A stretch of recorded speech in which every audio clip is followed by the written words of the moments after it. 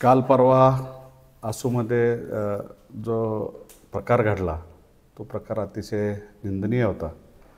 मागच्या 2-4 दिवसामध्ये शिवरूपराजांवरती एक बाईट आली होती आणि त्या बाईटमध्ये त्यांच्यावरती एक चुकीच्या पद्धतीने आरोप करण्यात आले होते. खरं तर शिवरूपराजांना एवढा प्रामाणिक माणूस कोण नाही, कारण त्यांच्या घराची परंपरा आहे. दादाराजे खर्डेकरांपासून आजपर्यंत ते चुकीच्या पद्धतीनं कधीही वागले नाहीत आणि वागणारही नाहीत. त्यांच्या संस्थेबद्दल बऱ्याचशा चुकीच्या गोष्टीचं पत्रकार परिषद घेऊन किंवा बाईट देऊन त्यांच्यावरती आरोप करण्यात आले होते. तर त्या आरोपाला प्रत्युत्तर म्हणून काल आमच्या मानेसाहेबांनी तिथं पत्रकार परिषद बोलवली आणि त्या पत्रकार परिषदेमध्ये झालेल्या आरोपाचं खंडन अतिशय सुसंस्कृतपणे केलं. त्यांनी स्वतःच्या संस्थेबद्दलची पूर्ण माहिती दिली. जे व्यवहार घडले त्या व्यवहाराची इत्थंभूत पूर्ण माहिती जनतेसमोर दिली, कारण ते देणं फार गरजेचं होतं. कारण आपण चुकीचं वागत नसोल तर ते कुणाचं चुकीचं ऐकून घेण्याचंही काही कारण नाही. तर त्याला सामंजस्यपणानं, चांगल्या सुसंस्कृतपणानं आपण त्यांना प्रत्युत्तर मानेसाहेबांनी दिलं. मीही ती बाईट ऐकली आणि त्यात कुठंही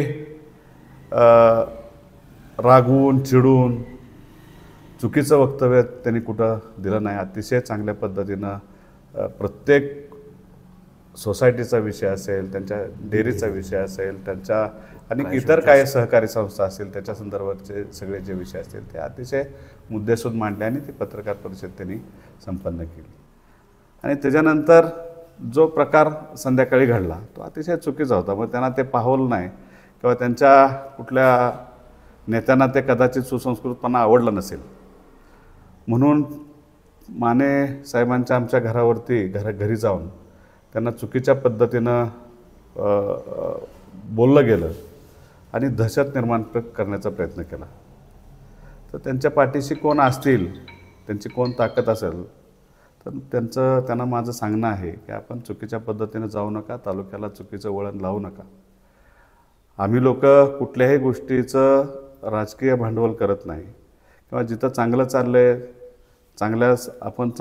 आपला सुसंस्कृतपणा, राजकारणातला सुसंस्कृतपणा आपण जपला पाहिजे आणि तालुक्यात शांतता नांदली पाहिजे याची काळजी आम्ही सुद्धा लोक सगळे, माझे नेते रणजितसिंह नाईक निंबाळकर असतील, मी असेल, आम्ही शिवरूपराजे असतील, आमचे वकील साहेब असतील, सर्वच मंडळी आम्ही अतिशय शांततेच्या पद्धतीनं या तालुक्यामध्ये काम करत असतो. आम्ही विकासावरती जास्त भर दिला आहे. कोण काय म्हणतं आहे ह्याच्याकडं न लक्ष देता तालुक्यात विकास कसा करता येईल, तालुक्यातल्या सर्वसामान्यांच्या अडचणी कशा सुटतील ह्याच्यासाठी आम्ही प्रयत्न करत असतो. पण ते करत असताना कार्यकर्ता नजरेसमोर ठेवून आमच्या कार्यकर्त्याला कुठं जर विनाकारण त्रास कोण देत असेल तर आम्ही त्याच्या पाठीमागं खंबीरपणे उभं राहायचं ठरवलेलं आहे. आमच्या कार्यकर्त्याच्या केसाला कुठंही धक्का लागणार नाही याची काळजी मी तालुक्याचा एक प्रतिनिधी म्हणून, एक कार्यकर्ता म्हणून माझ्या कार्यकर्त्याच्या पाठीशी राहणं माझं कर्तव्य आहे. रणजितदादा असतील, मी असतील, शिवरूपराजे असतील, आमचे वकील साहेब असतील, सर्व मिळून तालुक्यातल्या सर्वसामान्य शेतकरी असेल, गोरगरीब वर्ग असेल, तरुण वर्ग असेल, त्याच्या पाठीशी आम्ही खंबीरपणे उभे राहू. तालुक्यामध्ये वैयक्तिक पातळीवरती एखादा कार्यकर्ता टार्गेट केला जातोय का? अशा पद्धतीचं वातावरण निर्माण जे तालुक्यात तयार करण्याचा प्रयत्न येतोय किंवा राजकीय जे वातावरण आहे ते खालच्या दर्जावरती चाललेलं आहे. एकंदरीत अशी परिस्थिती असताना तालुक्यातील आपण जो संदेश दिला सर्व लोकांना की आपण शांतता राखली पाहिजे आणि सुसंस्कृतपणा जो तालुक्यात वारसा लावलेला आहे तो आपण पुढे नेण्याचा प्रयत्न करताय, तर आपण प्रश्न माझा असा आहे की मानसिकता विरोधी पक्षाची ढासळलेली आहे का? आता आपल्या पत्रकार बांधवांनाच ते माहीत आहे. मी त्यांच्यावरती कधी टीका टिप्पणी करत नाही, त्यांच्यावरती काही बोलत नाही. पण आपण समजून घ्यावं, परिस्थिती बदलत चाललेली आहे. लोकांचा पाठिंबा आम्हाला वाढत चाललेला आहे. सर्वसामान्य लोक आमच्या पाठीशी, आमच्यावर प्रेम करायला प्रचंड प्रेम करतायत आणि हे कदाचित कुणाला ते आवडत नसेल, पण आता कुणाला न आवडण्यापेक्षा त्यांच्याबरोबर राहणं आणि त्यांना साथ देणं आमचं कर्तव्य आहे. बाबा, तुम्हाला प्रश्न आहे. पत्रकार परिषद साहेबांची झाल्यानंतर नक्की काय प्रकार घडला आणि तुम्ही ज्यांनी प्रकार केला त्यांना तुम्ही काय संदेश द्याल? खरं म्हणजे 2 दिवसापूर्वी त्यांनी माझ्यावर वैयक्तिक आरोप केला. ज्या आरोप केला त्या संस्थेत मी संचालक पण नाही आणि ते आरोप ऐकल्यानंतर गावातल्या लोकांची चर्चा झाली आणि त्या चर्चेला तालुक्यात ती चर्चा झाली. त्या तालुक्याच्या चर्चाची उत्तर द्यायला म्हणून आमचे रघुवीर आप्पा माने त्यांनी उत्तर कालच्या प्रेसमध्ये दिलं.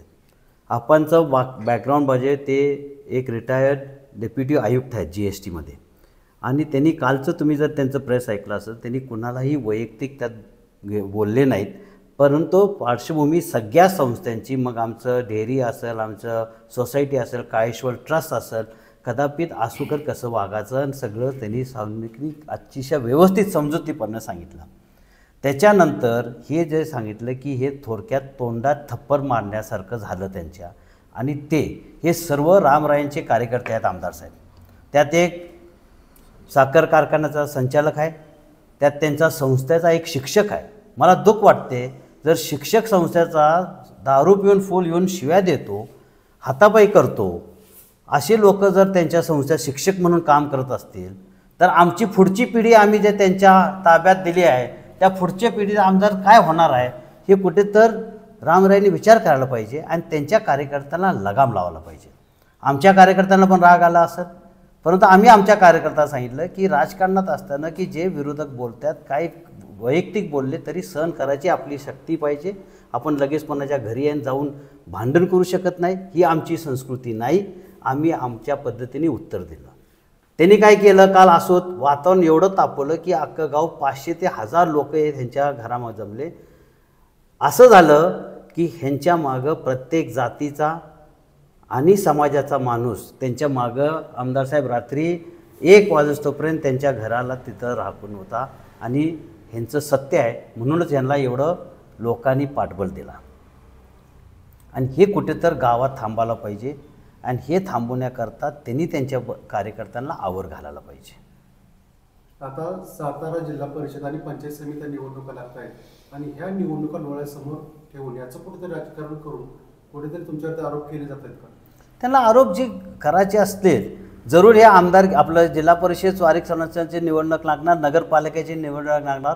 आतापर्यंत 9 महिन्यात आमच्यावर काही आरोप करण्यासारखं त्यांना सापडलं नाही. आणि हे पण सापडलं, मला केवळवान त्यांचे प्रयत्न होता वकील साहेब, ते केवळवान प्रयत्न त्यांनी केले पण त्यात पण त्यांना यश मिळालं नाही. त्यात पण त्यांनी खोटे आरोप केले. त्यांनी जर खरं आरोप केले असते तर आम्ही कुठे तर म्हटलं असतं हो खरं.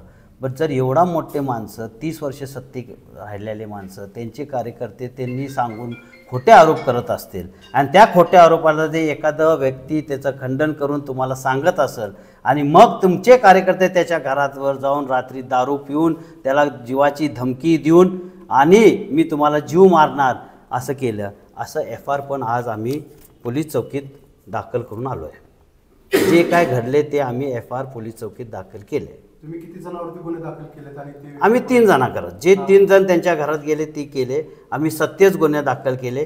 आम्ही वाढून चालवून केलं नाही. जर आमच्या मनात पाप असतं तर आम्ही खोटं पण सांगितलं असतं, तर बघायला कोण आहे, ते FR मध्ये दर्ज झालं असतं. पण जे काय घडले तेवढंच आम्ही सांगितले. कोणावरती गुन्हे दाखल केले? आता आप्पा सांगतील त्यांनी दाखल केले. काल रात्री पत्रकार परिषदेनंतर माझ्यावर जो प्राणघातक हल्ला झाला असं मी म्हणेन, तो कदाचित त्यांना ते प्रेसमधलं सत्य समजून घेतलं नाही किंवा ते त्यांची अवगत करण्याची कल्पनाशक्तीच्या बाहेर आहे म्हणून झाला. त्यामुळे मी काल जो प्रकार घडला तो पुन्हा गावात घडू नये याकरता किंवा माझ्यासारखा आणखी कोणाला टार्गेट करू नये याकरता मी आज स्वामीनाथ छगन साबळे जे श्रीराम सहकारी साखर कारखान्याचे संचालक आहेत, दत्तात्रय जनार्दन साबळे जे एका संस्थेत शिक्षक आहेत आणि त्यांचे बंधू विजय जनार्दन साबळे हे तिघे दारू पिऊन माझ्या घरी घुसले. मला आज मी 60 वर्ष वय आहे, मी ज्येष्ठ नागरिक आहे, माझी पत्नी आणि मी तिथं राहतो आणि जर माझ्यावर असा दहशतीचा करण्याचा त्यांनी जो प्रकार केला आहे त्याचा मी पूर्ण निषेध करतो. आणि महाराज साहेबांना मी काल पत्रकार परिषदेत विनंती केली होती की मी कुठल्या पक्षासाठी नाही आहे, मी संस्थेची माहिती देतो आहे, सगळ्यांचा आम्ही आदर राखतो आणि तुम्ही जर तुमचे कार्यकर्ते सकाळी सांगून संध्याकाळी आमच्यावर येणार असतील तर हा तालुका तुम्ही कुठे नक्की घेऊन चालला आहे, हा माझ्यासारख्या शासनात सेवा केलेल्या आणि सुशिक्षित तरुण माझ्यासारख्या व्यक्तीला तर पडणारच आहे आणि तरुण व्यक्तीलाही नक्की पडणार आहे. हे कुठंतरी तुम्ही थांबवा, विकासाचं राजकारण करा, एवढंच मी त्यांना सांगेन. आमदार साहेब